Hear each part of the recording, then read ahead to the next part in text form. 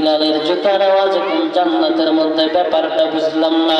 পয়গম্বর দুনিয়ার মধ্যে যখন জান্নাতের সফর শেষ করে দুনিয়াতে আসলেন, পয়গম্বর এবার বিলালকে ডাকে বলে, বিলাল ব্যাপার কি গো বিলাল, তুমি কি এমন আমল করো গো বিলাল, যে আমলের কারণে রে বিলাল, ও বিলাল, যে আমলের কারণে তুমি বিলাল দুনিয়ার মধ্যে কিন্তু তোমার জুতার আওয়াজগুলো আমি জান্নাতের মধ্যে পাইলাম রে বিলাল। বিলাল ডাকে আর বলে, পয়গম্বর আমি তো গরিব, গোলামের ঘরে গোলাম, আমার সম্পদ নাই, আমার বাড়ি গাড়ি নাই, আমার তো কিছুই নাই, আমি তো খুব বড় আমল করতে পারি না। পয়গম্বর ডাকে আর বলে, বিলাল রে, ভালো করে চিন্তা করে দেখো, আমলটা যদিও ছোট্ট হয় কিন্তু গুরুত্ব দিয়ে করো, কি সেই আমল তুমি একটু বলো। পয়গম্বরের জবাবে বিলাল ডাকে আর বলে, ও পয়গম্বর আমি বড় কোনো আমল করি নাই, বড় কোনো আমল করতে পারি নাই, তবে ছোট্ট দুইটা আমল আমি সর্বদাই করি, যে ছোট্ট দুইটা আমল আমি সর্বদাই করি। পয়গম্বর ডাকে আর বলে, বিলাল, ও বিলাল বলো না দেখি গো, ছোট্ট সেই দুইটা আমলের নাম কি, কি সেই আমল দুইটা তুমি করো একটু। বিলাল এবার ডাকে আর বলে, পয়গম্বর আমি যে আমলগুলো করি এর মধ্যে প্রথম আমলটা হলো গো পয়গম্বর, আমি সর্ব অবস্থায় সর্বহালতে পবিত্রতার অবস্থায় থাকি। চিল্লা বলেন না সুবহানাল্লাহ। কিসের হালতে? পবিত্রতার হালতে। কিন্তু মাথা বড় নষ্ট হয়ে যায়। যুবক ভাইদেরকে যদি নামাজের দাওয়াত দেওয়া হয়, ডাকে আর বলে, হুজুর অবস্থা ভালো না, কাপড়টা না পাক। সাথে সাথে বৃদ্ধ বাবাজিদের এখন এই হালত হয়ে গেছে। এই যুবক ভাই, বৃদ্ধ বাবাজি, কেন তোমার কাপড় না পাক থাকবে, কেন ইস্তেঞ্জায়, কেন তোমার গুরুত্বহীনতার যুবক ভাই। পয়গম্বর আবার সাহাবায়ে কেরামদেরকে নিয়ে কবরস্থানের পাশ দিয়ে হাঁটতেছে। সাহাবায়ে কেরামকে ডাকে আর বলে, ও সাহাবায়ে কেরাম গো, এই যে কবর দুইটা দেখতেছো, এই কবরবাসীদেরকে শাস্তি দেওয়া হইতেছে, তবে বড় কোনো গুনাহের কারণে না, বড় কোনো গুনাহের কারণে না, ছোট্ট দুইটা গুনাহের কারণে এই কবরবাসীদেরকে আযাব দেওয়া হয়। এর মধ্যে একটা, প্রথম যে ব্যক্তির কথা বলেছেন এর মধ্যে একজন হলো, সে পেশাব করার পর নিজেকে বাঁচিয়ে রাখতো না, ঢিলিয়া ব্যবহার করে না, পানি ব্যবহার করে না, এই গুনাহের কারণে আল্লাহর বান্দাকে শাস্তি দেওয়া হয়। আজ আপনি আমি যদিও এই পেশাব পায়খানা থেকে নিজেকে বাঁচানো এই জিনিসটা গুরুত্ব দেই না, কিন্তু আল্লাহর কাছে এটা অনেক বড় দামি। এ বিলাল, ও বিলাল, দ্বিতীয় তোমার কি গুণ, যে গুণের কারণে বিলাল আল্লাহ তোমাকে এত মর্যাদা দিয়েছেন। বিলাল ডাকে আর বলে, ও পয়গম্বর, দ্বিতীয় নম্বর যে গুণটা হলো গো পয়গম্বর, দ্বিতীয় নম্বর যে গুণ, সেই গুণটা হলো পয়গম্বর, ওয়াল আসরি ইন্নাল ইনসানা লাফি খুসর ইল্লাল্লাযীনা আমানু ওয়া আমিলুস সলিহাত ওয়া তাওয়াসাউ বিল হাক্কি ওয়া তাওয়াসাউ বিস সাবর। আল্লাহ তাআলা ডাকে আর বলে, দুনিয়ার মানুষ, ওয়াল আসরি সময়ের কসম, ওয়াল আসরি সময়ের কসম, ইন্নাল ইনসানা লাফি খুসর দুনিয়ার সকল মানুষ ক্ষতিগ্রস্ত, তবে চার গুণওয়ালা ব্যক্তি ব্যতীত, চারটা গুণ যার মধ্যে থাকবে, চারটা গুণ যারা মানবে, চারটা গুণ যারা অনুধাবন করবে, তারা ক্ষতিগ্রস্ত হবে না, তারা সফলকাম হবে। এই চারটা গুণ শোনার প্রয়োজন আছে না নাই? আল্লাহ তাআলা ডাকে আর বলে, বলো অশ্রী সময়ের কসম। কিন্তু প্রশ্ন হয়, ও মালিক তুমি কসম কেন খাইলা, তুমি কসম কেন খাইলা? কসম তো খাই তারা কথার মধ্যে বিশ্বাস হয় না, যাদের যাদের কথার মধ্যে সন্দেহ থাকে। কিন্তু আল্লাহ তুমি কেন কসম খাইবা? তোমার কথার মধ্যে তো কোনো সন্দেহ নাই।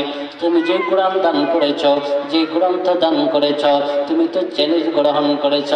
আলিফ লাম মিম যালিকাল কিতাব।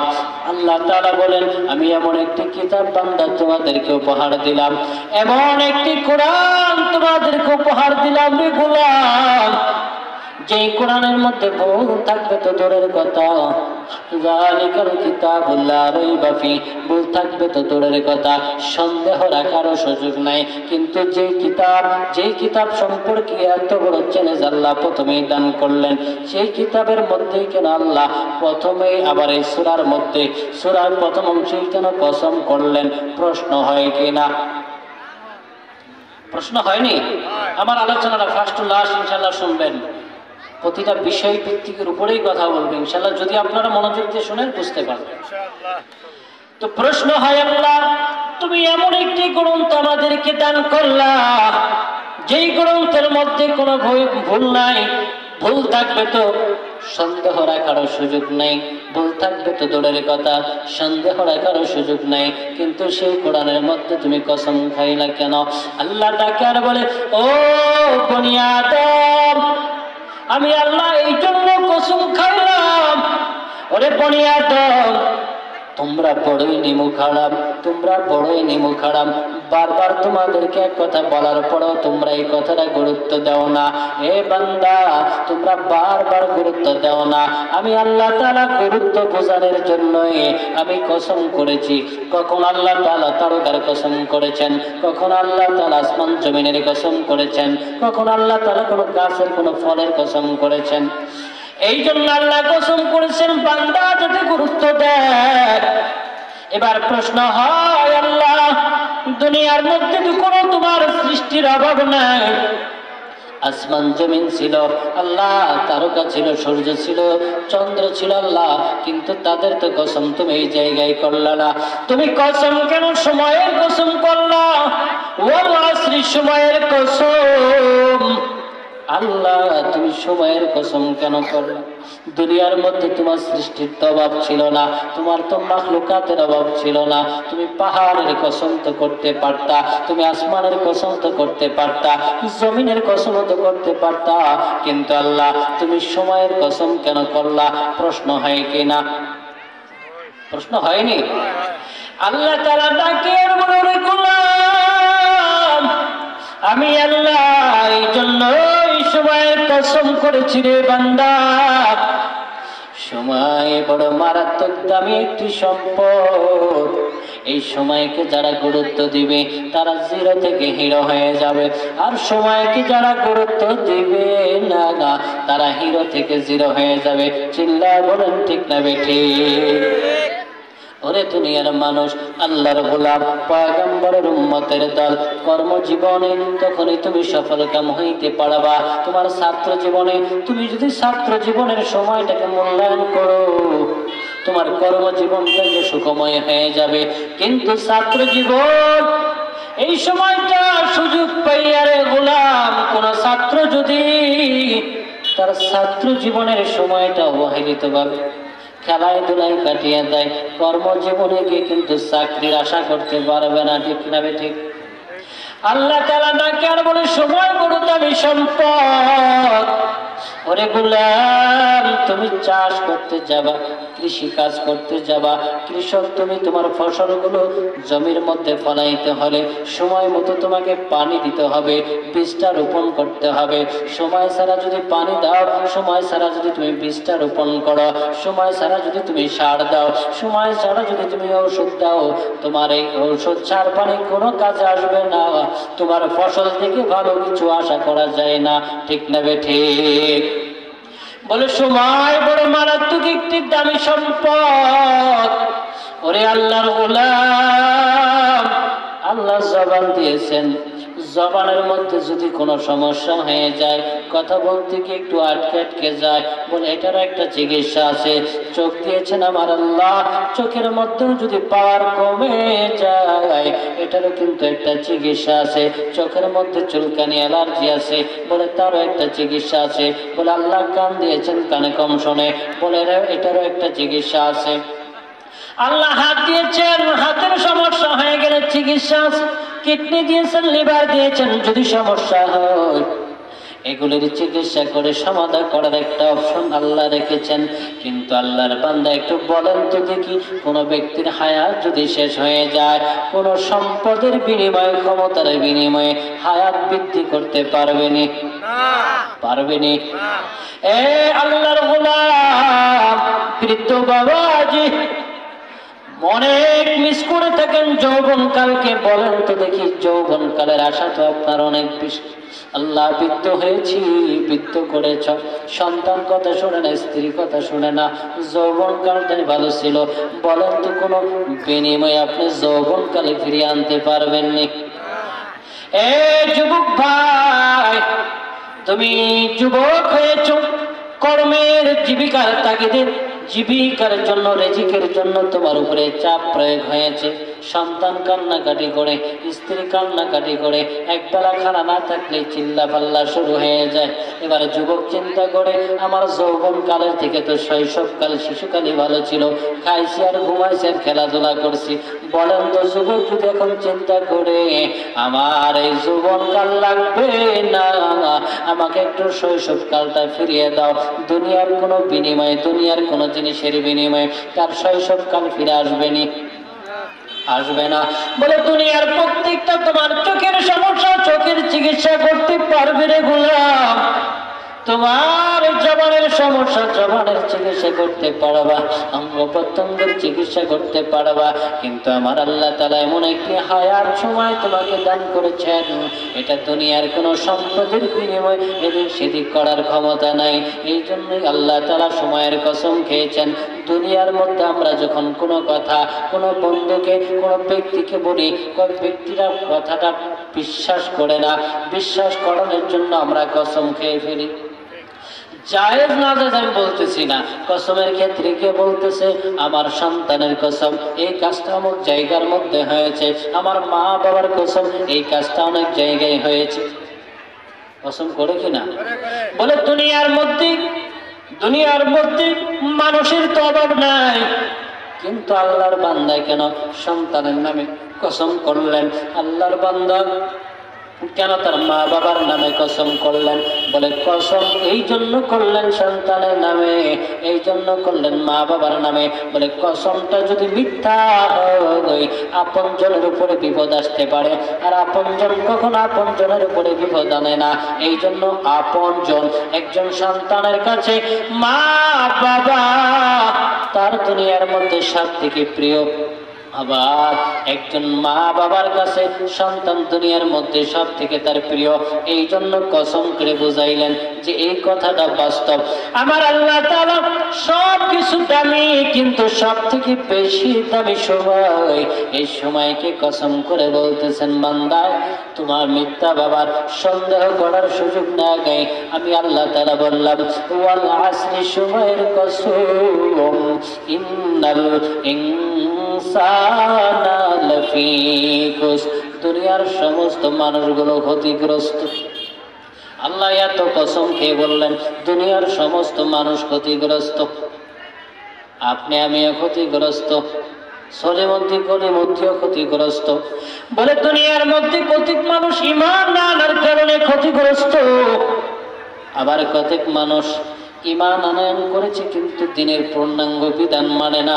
এই জন্য আল্লাহর বান্দা ক্ষতিগ্রস্ত। এই দুনিয়ার মধ্যে কাফের বেঈমানরা ঈমান না আনার কারণে ক্ষতিগ্রস্ত, কিন্তু আল্লাহ তাআলা ডাকে আর বলে দুনিয়ার মানুষ চার গুণওয়ালা ব্যক্তিরা ক্ষতিগ্রস্ত না। নাম্বার এক, আল্লাহ তাআলা ডাকে আর বলে ইল্লাল্লাযীনা আমানু, আল্লাহ তাআলা বলে যারা ঈমান আনয়ন করেছে তারা ক্ষতিগ্রস্ত না। চিল্লায় বলেন না সুবহানাল্লাহ। আপনি আমি ঈমানদার তো নাকি? ঈমানদার হতে পেরে খুশি না বেজার? খুশি হলে আর একটা আওয়াজ দিয়ে বলেন আলহামদুলিল্লাহ। এ দুনিয়ার মানুষ কেমন ঈমানওয়ালা ক্ষতিগ্রস্ত না, কেমন ঈমানওয়ালা সফল কাম জানার প্রয়োজন আছে না নাই? দুনিয়ার মানুষ যে শুধু একমাত্র আল্লাহর উপর ঈমান আনয়ন করেছে, নবী রাসূলের উপরে ঈমান আনয়ন করেছে, এরপরে নামাজের সাথে তার আর কোনোদিন সম্পর্ক নাই, সেও কিন্তু দাবি করে ঈমানদার। আবার যে ব্যক্তি নামাজ পড়ে না, এক ওয়াক্ত গাঞ্জা টানে 5 ওয়াক্ত, সেও দাবি করে ঈমানদার। কোনো ব্যক্তি জীবনে পর্দা করে নেই, সেও দাবি করে ঈমানদার। রমজান মাসে দিনের বেলা খানা খায় আর পাবলিকের সামনে ঘুরে ফিরে বেড়ায় আর কথা বলে, আল্লাহকে যদি ভয় না করি দুনিয়ার মানুষকে কেন ভয় করব? ওই ব্যক্তিও কিন্তু ঈমানদার দাবি করে। নামাজ পড়ে না, রোজা রাখে না, হজ করার সামর্থ্য আছে, সম্পদ আল্লাহ দিয়েছে, এরপরেও হজ করে না, ওই ব্যক্তি ঈমানদার দাবি করে। আবার কতক বাংলা দেখা যায় আল্লাহর বান্দা শীতের রাত্রিতে ওই গভীর রজনীতে শুধু ওয়াক্তিয়া নামাজ না, গভীর রজনীতে আরামের বিছানা ছাড়িয়া ঠান্ডা পানি দিয়ে ওযু করিয়া আল্লাহর কুদরতি পায়ে সিজদা দেয়, আর সেও তো দাবি করে ঈমানদার। বলেন তো, যে নামাজ না পড়ে আর যে নামাজ পড়ে ঈমানদার দাবি করলো, আর যে না পড়ে দাবি করলো, দুইজনের ঈমান কি এক সমান নেই? দুইজনের ঈমান এক সমান না। কোনো ব্যক্তি রোজা রেখে ঈমানদার দাবি করে, আবার কোনো ব্যক্তি রোজা না রেখে, কোনো ব্যক্তি রোজা রেখে ঈমানদার দাবি করে, কোনো ব্যক্তি রোজা না রেখে ঈমানদার দাবি করে। দুইজনের ঈমান কি এক সমান নেই? এ আল্লাহর গোলাম, পয়গম্বরের উম্মতের দল, দুইজনের ঈমান এক সমান না। ওই ব্যক্তির ঈমান যেই ব্যক্তি সমর্থ আছে, প্রতিবেশীর হক আদায় করে না, আর এক ব্যক্তির সামর্থ্য নাই কিন্তু তারপরে প্রতিবেশীর খোঁজ খবর নেয়, দুইজনের ঈমান কি এক সমান নেই? এ আল্লাহর গোলাম, কেমন ঈমান আর সফল কাম জানার প্রয়োজন আছে না নাই? আবার একটু বলেন। যদি জানার প্রয়োজন হয়, যুবক ভাই, বৃদ্ধ বাবা, যে একটু কষ্ট দিব, কষ্টটা একটু যদি আপনারা কষ্টই মনে করেন তারপরেও দিব। এই জান্নাতি মজলিসটা সুন্দর করার জন্য দুই সাইডে যারা আছে একটু মাঝে আসতে হবে। পারবেন তো ইনশাআল্লাহ?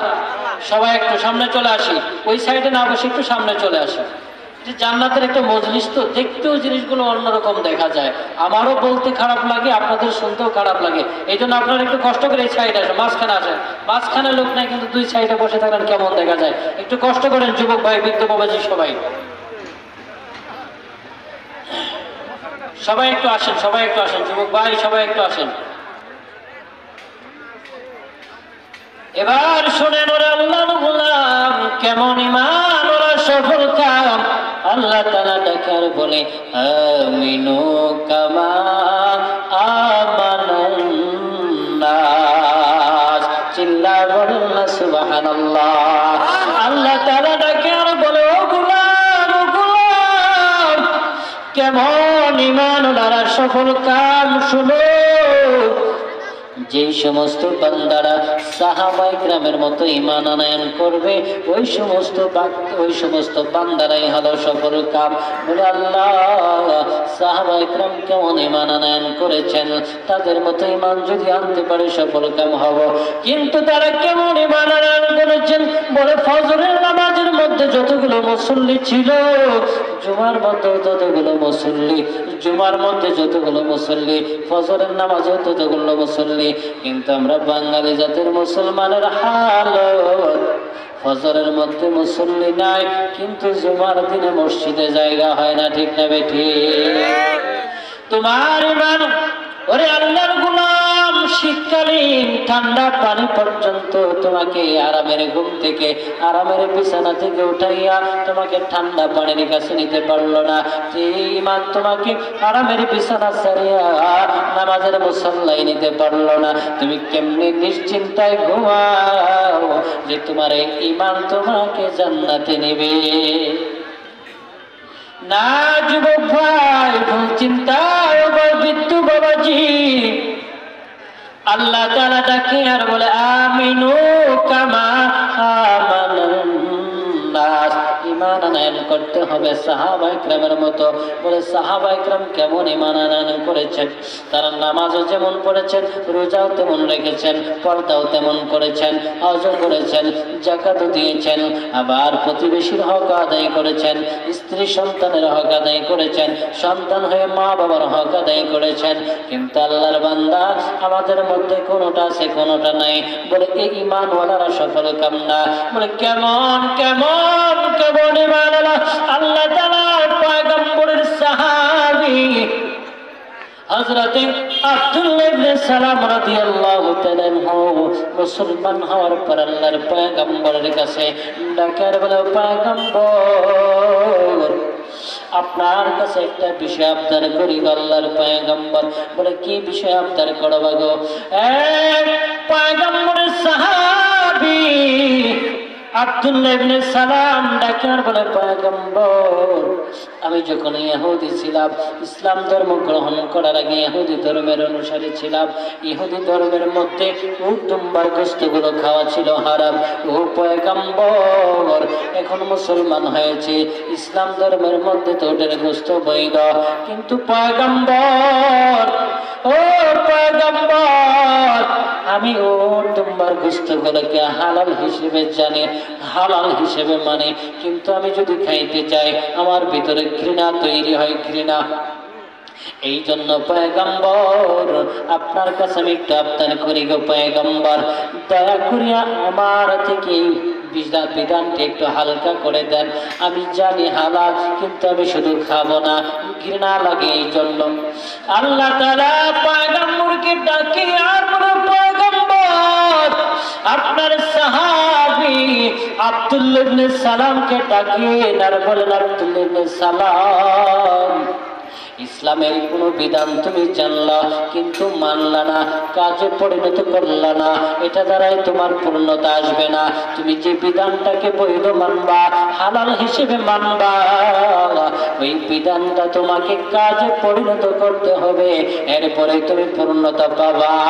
এ পয়গম্বরের উম্মত, আল্লাহর গোলাম, আজকে নামাজকে তুমি বৈধ মানো, নামাজ পড়তে হবে, নামাজ ফরজ বিধান, কিন্তু তুমি নামাজ পড়ো না।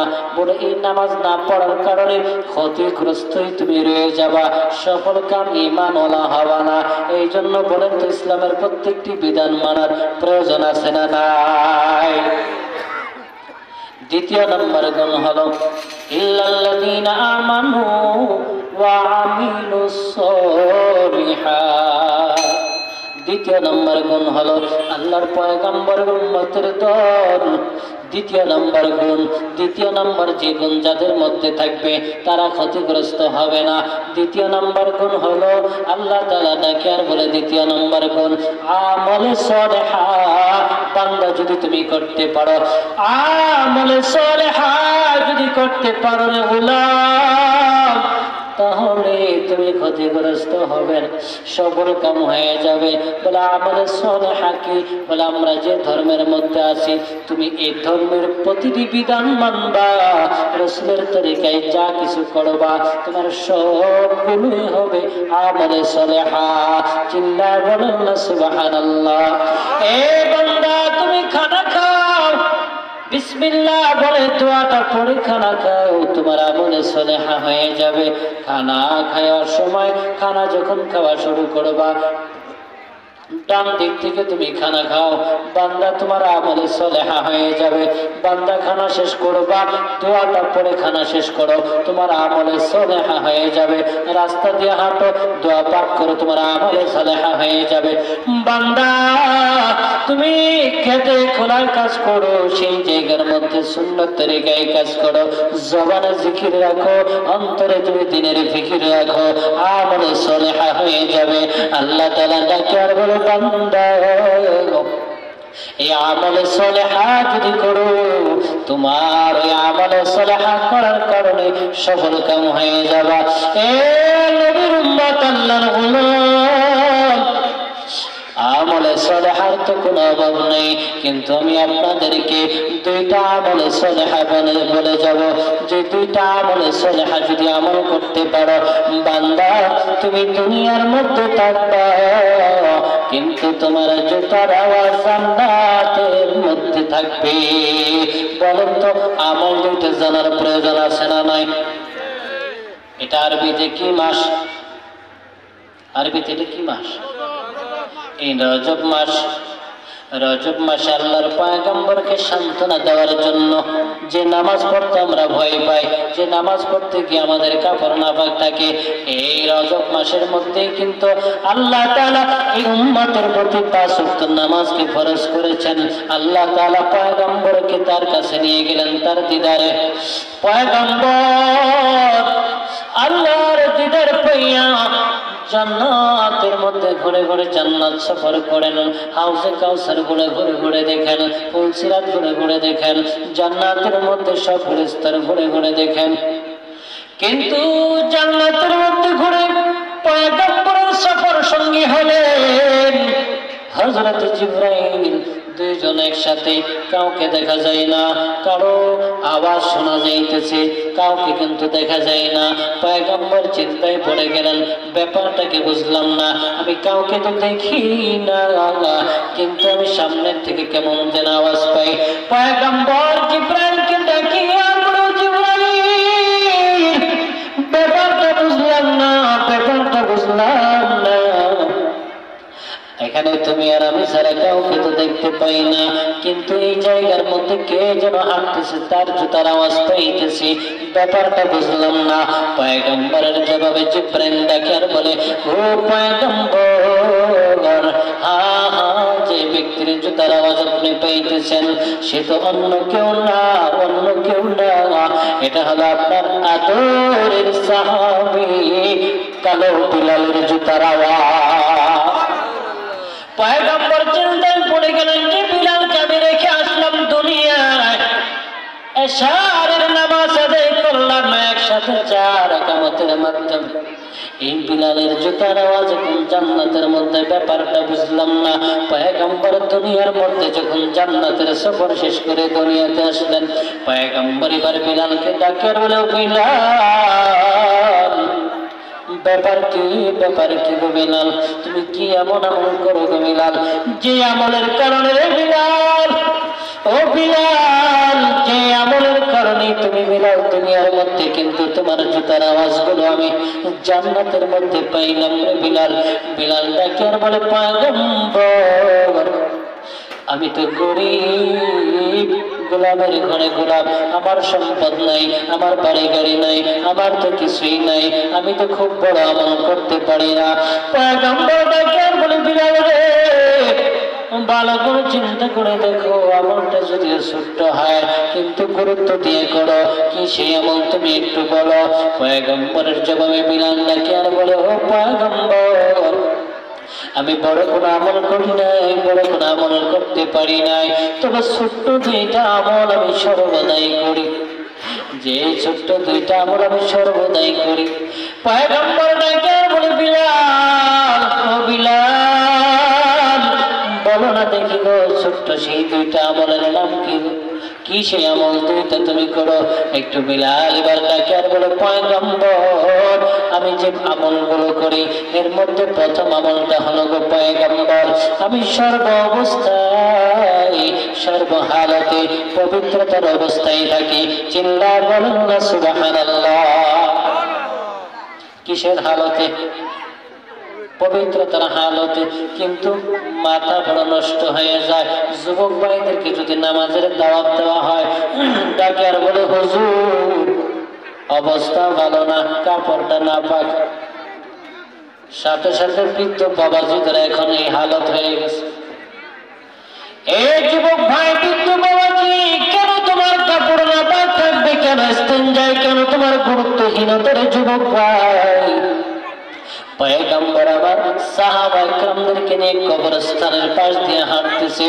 সাহাবায়ে কেরামকে ডাকে আর বলে, ও সাহাবায়ে কেরাম গো, এই যে কবর দুইটা দেখতেছ, এই কবরবাসীদেরকে শাস্তি দেওয়া হইতেছে, তবে বড় কোনো গুনাহের কারণে না, বড় কোনো গুনাহের কারণে না, ছোট্ট দুইটা গুনাহের কারণে এই কবরবাসীদেরকে আযাব দেওয়া হয়।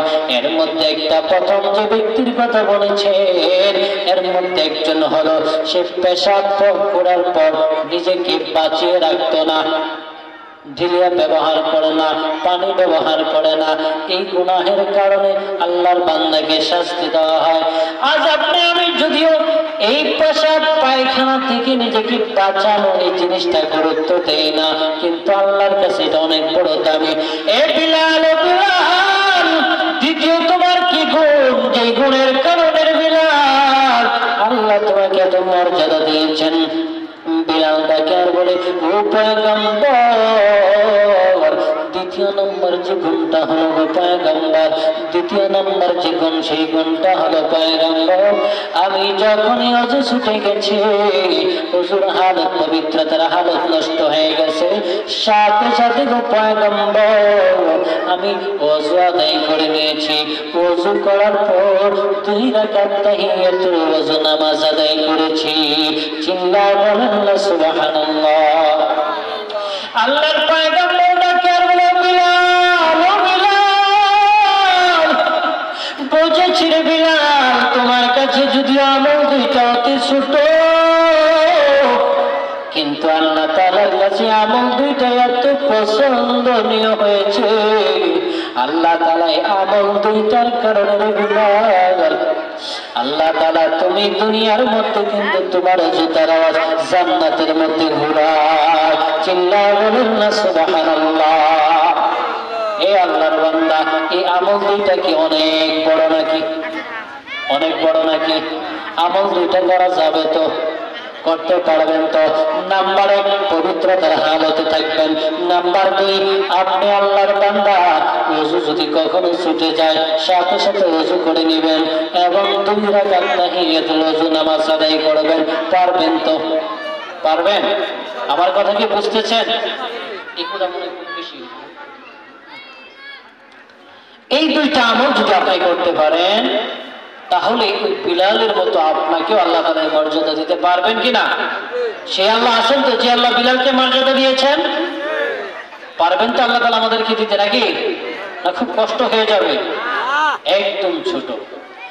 এবার প্রশ্ন হয়ে আল্লাহ ঈমান আনয়ন করলাম, নেক আমল করব আল্লাহ, কিন্তু লাভ ছাড়া, আমরা বাঙালি জাতি লাভ ছাড়া কিছুই করি না। কি লাভ হবে? কি লাভ হবে? কেন আমরা করব? আমরা লাভ ছাড়া কিছুই করি না। এ আল্লাহর বান্দা, একটু বলেন তো দেখি, ঈমান আনয়ন করলে আর নেক কাজ করলে, আমলে সালেহা করলে কি লাভ হবে? এটা আমাদের জানার প্রয়োজন আছে না নাই? আল্লাহ আমাদের জন্য কি পুরস্কার রাখছে এটা জানবো নি? বলবো? আমি বলবো? প্রস্তুত আছেন তো শোনার জন্য?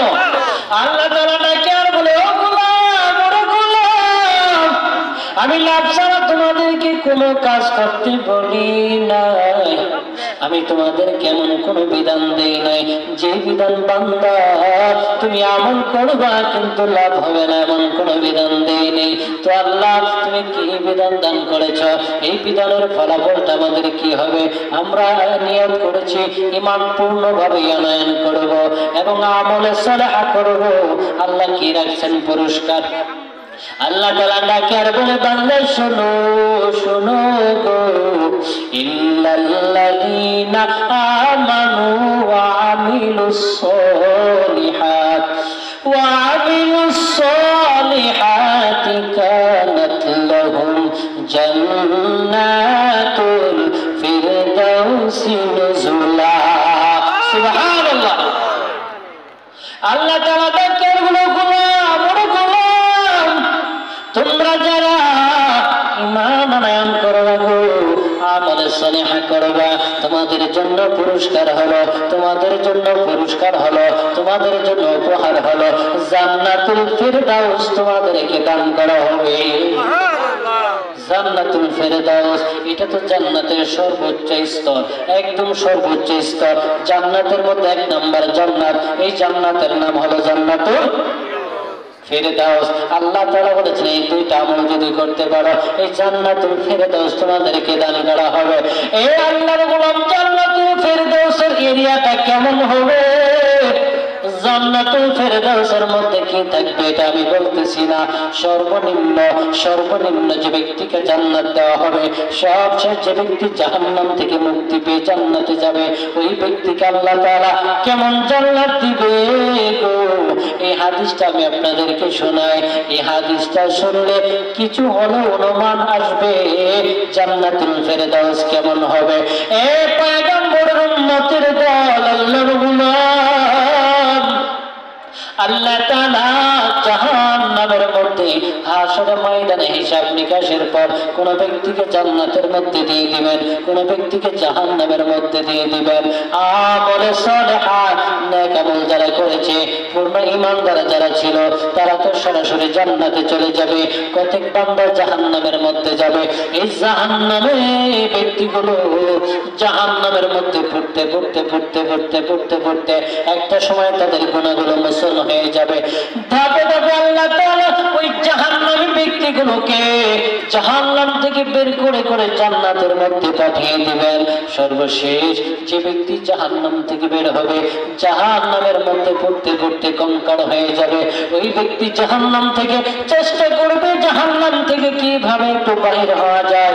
বারবার জাহান্নামের কিনারায় আসবে, জাহান্নামের কিনারায় এসে চেষ্টা করবে জাহান্নামের কিনারায় ওঠার জন্য, কিন্তু আগুনটাকে আবার খাবাতি জাহান্নামের মধ্যে ফেলে দিবে। এভাবে বারবার চেষ্টা করবে, কিন্তু বারবার জাহান্নামের আগুন থেকে উঠিয়ে দিবে, জাহান্নামের মধ্যে ফেলে দিবে খাবা দিয়ে। একটা পর্যায়ে আল্লাহর বান্দা চেষ্টা করতে জাহান্নামের কিনারায় উঠতে পারবে। এবার জাহান্নামের কিনারা দাঁড়াইয়া আল্লাহর বান্দা জাহান্নামের আগুনের দিকে তাকায় বলবে, এ জাহান্নামের আগুন, সে আল্লাহ কতই না বড় দয়ালু রে, সে আল্লাহ কতটা বড় দয়ালু যে আল্লাহ তোমার হাত থেকে আমাকে রেহাই দিয়েছে। আল্লাহর বান্দা ওই আল্লাহর জন্য শুকরিয়া জ্ঞাপন করবেন, শুকরিয়া আদায় করবেন। শুকরিয়া আদায়ের পর ব্যক্তি জাহান্নামকে পিছপা দিয়ে সামনের দিকে তাকাইবেন, জান্নাতের দিকে তাকাইবেন। জান্নাতের মধ্যে থাকা জান্নাতের দিকে তাকানোর পর ওই ব্যক্তির সামনে সুন্দর একটি গাছ, যেই গাছের নিচে ঝর্ণা, সুস্বাদু পানি, ওই গাছটা অনেক সুসজ্জিত। আল্লাহর বান্দা গাছখানা দেখে পাগল হয়ে যাবে, আল্লাহকে ডাকবার বলে, মালিক, ও মালিক, তুমি আমাকে জাহান্নাম থেকে মুক্তি দিয়েছ আল্লাহ, এবার তোমার কাছে একটা আবদার আল্লাহ। ওই যে একটা জাহান্নামের ওই যে একটা গাছ দেখা যায়, ওই গাছের নিচে দেখা যায় সুন্দর পেয়ালার মধ্যে পানি আছে, নহর আছে।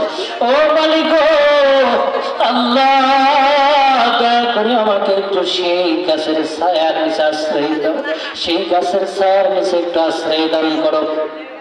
আল্লাহ তাআলা বলবে, বান্দা ও পরিয়াদম, আমি আল্লাহ যদি তোমাকে সেই গাছের ছায়ার নিচে আশ্রয় দিই, তুমি আর কোনো কিছু দাবি করবে না তো?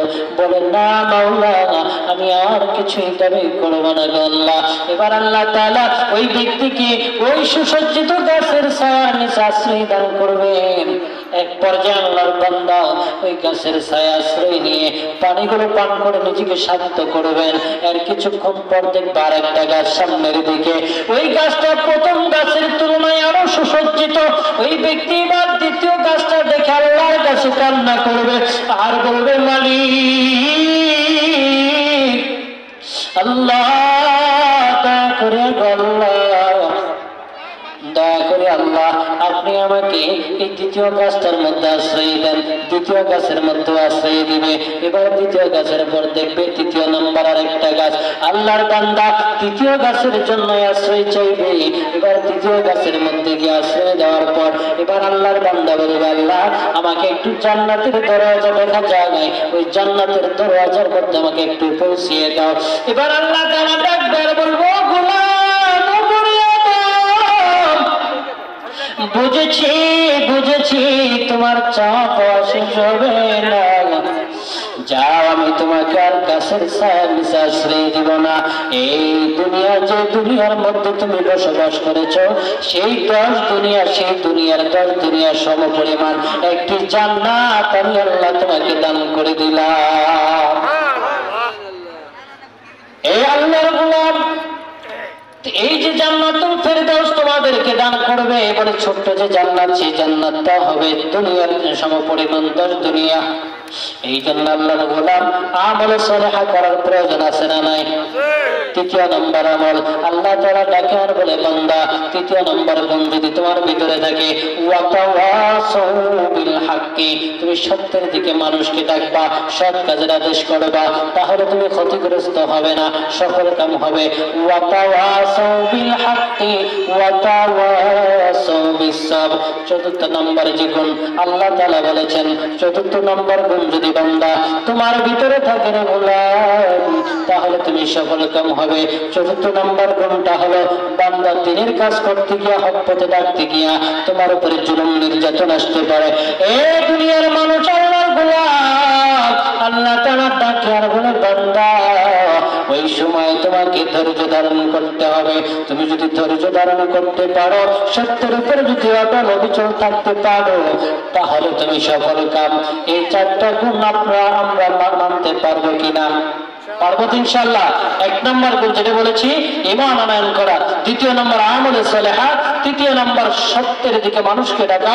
চতুর্থ নম্বর সত্যের দিকে ডাকতে গেলে আপনার উপরে জুলুম নির্যাতন আসতে পারে, ওই সময় ধৈর্য ধারণ করা।